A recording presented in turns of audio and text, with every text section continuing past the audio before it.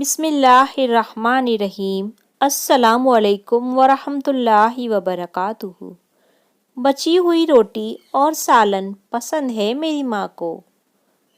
سب دوست بیٹھے ہوئے تھے کہ اچانک کسی نے پوچھا، علی تمہاری ماں کو کھانے میں کیا پسند ہے؟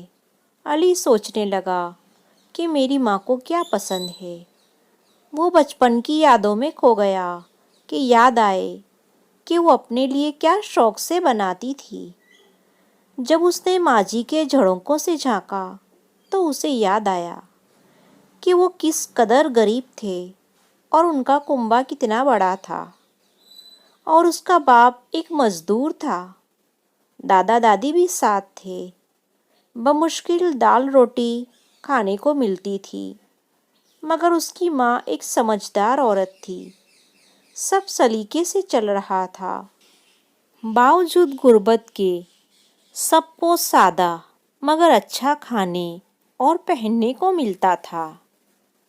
گھر میں ماں ہفتے 10 دن میں کسی نہ کسی کی پسند کی کوئی نہ کوئی چیز بنا ہی لیتی تھی، اس لیے کبھی غربت کا احساس شدت سے نہ ہوا۔ اس نے کبھی دنوں، ہفتوں، مہینوں اور پھر سالوں کے شب و روز کا جائزہ لیا۔ گھر کے سارے افراد کی پسند ناپسند یاد آ گئی، مگر ماں کو کھانے میں کیا پسند تھا یہ معلوم نہ چل سکا۔ کہاں کھو گئے علی؟ گورے دوست نے پوچھا تو وہ چونکا۔ 2 موٹے موٹے آنسو تیزی سے اس کے گالوں پر سے بھاگتے ہوئے اس کی جھولی میں گرے۔ دوستوں نے اسے حیرت سے دیکھا۔